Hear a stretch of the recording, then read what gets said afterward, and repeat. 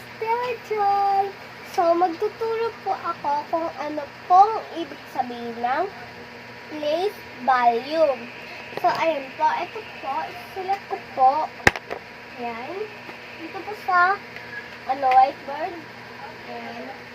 Place volume.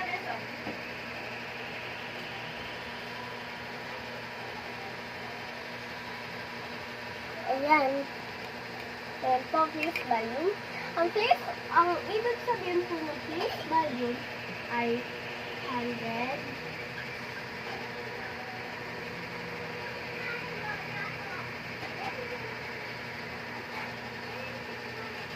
Ten. 1,000.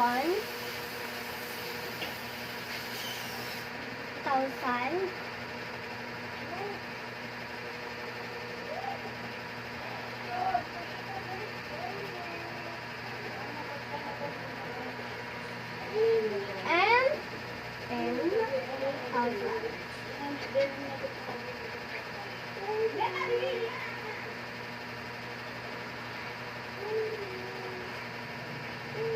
Ayan. Ayan po ang ibig sabihin ng place volume. Yun po. 100, 10, 1,000, 10,000. So, ayan po. Bibigyan ko po kayo kung bibigyan ko po kayo number. So, ayan, bibigyan ko po, ay magsusunod po ako ng 885. 885.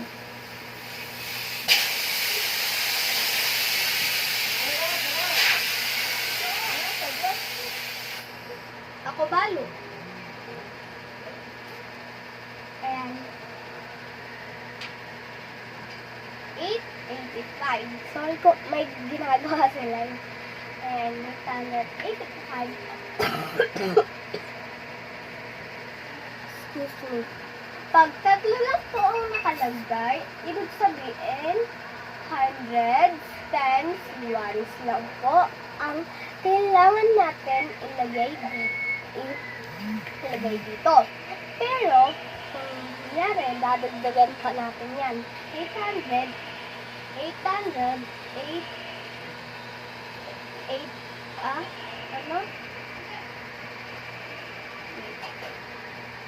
'Pag 88 lang, ay pag dalawa lang po siya, lang po, 110 lang po siya.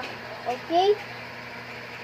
At kung apat na lang naman po sila, lalagay ko po 8,865. Ayan. Nalagay ko 8,865.